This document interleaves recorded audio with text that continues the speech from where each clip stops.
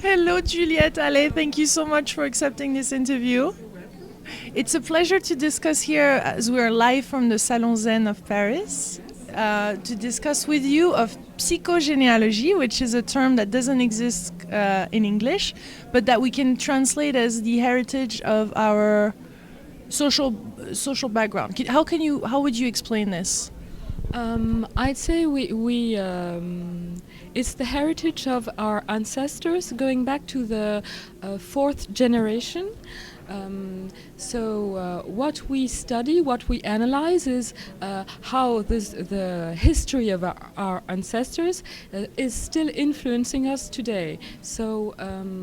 What are the choices we make, professional and love choices we make, and how this history is still influencing us today. So it's a conscious and a unconscious thing, because we do. Yes, it's like an iceberg where you have the tip of the iceberg, and this is the visible part of the transmission, and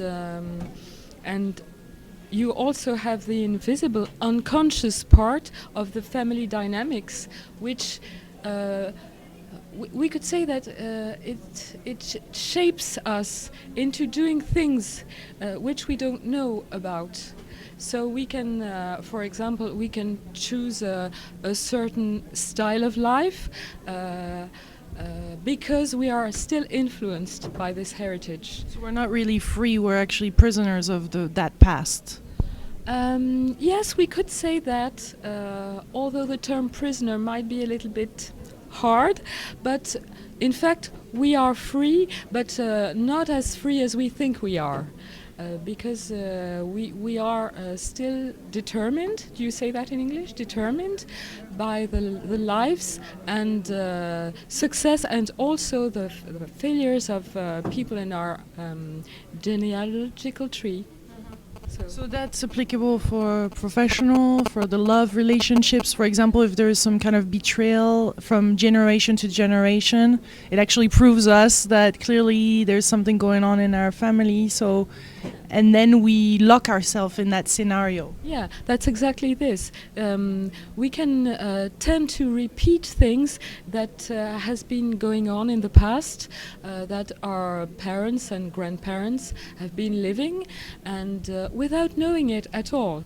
And this is what we are going to study with the client coming to us, and we'll be trying to free him from these repetitions of the past that can be going on forever if you're not conscious of what's going on. So this is what we do. And then, as you said, you start to find your place in the universe or in the world. Yeah, this enables us to how would you say that, to take our place in the world in the best possible way, to free ourselves from the past and to live our lives in the best way possible. We could say that we have this heritage, and we put some light on it so that we can make it our own and do something with it. And it can be fun, right? Or is it going to be really, really difficult? Well, we deal with difficult things in the past, but we try to make it fun, because finally the goal of this is to be happy and to make people happy and to enable them to choose what is right for them without being tracked or kind of trapped, huh? There's a bit of trapped of energy as well. This is the word I was looking for. Trapped into things that finally don't really belong to them. So it's a way of being more and more ourselves, I would say. So there's some tools what do you work with to enable that? We work with the genealogical tree, and also with the symbolic part of life, with the unconscious, with the dreams, with the dialogue, face-to-face dialogue, and can you do this though when the people are dead, or How do you deal with your ancestors, or can you have conversations? Because is it part of the process to have conversations with those people? No, but the person coming to see us can draw, for example, his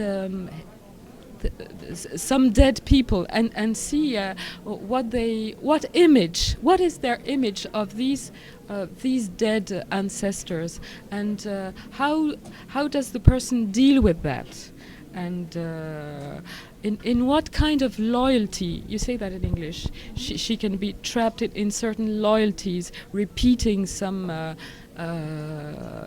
failures of the past, for example, professional or love failures. And you're complete and you're free. Yeah, this is the goal. This is the aim. It's to be free, to free yourself from the past, in the best possible way. Yeah. Well, I hope your book will be translated in English very soon. If any of the American editors see this video, you might want to bring this in the US. Is that one of your intentions? Yeah. I really think that everybody all over the world is concerned by family dynamics, and that this special approach should not just be going on in France, because it should be extended to why not to America, and I would very much like to work on this abroad. Yeah.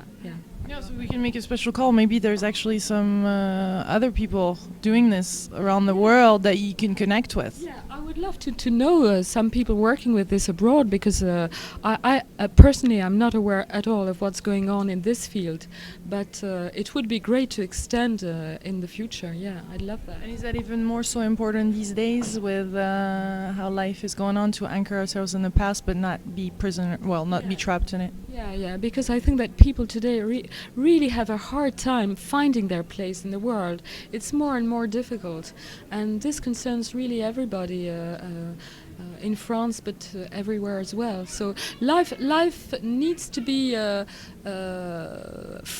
easier for people, and that's one of the tools we can use. I really think so. I think in America too, there's a big market for you of people that, because especially there, they really want to know where they're from, because they come from all around the world. That's true. Yeah, they are exiled people. They don't know where they come from, and they really have to to anchor themselves somewhere and find that this is the right place for them.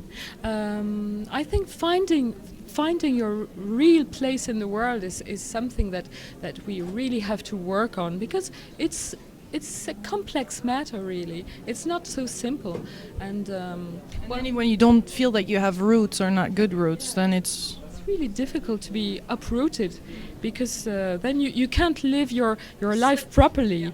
You're lost in a way, and you really have to anchor yourself somewhere and know where you come from, and free yourself from this past as well.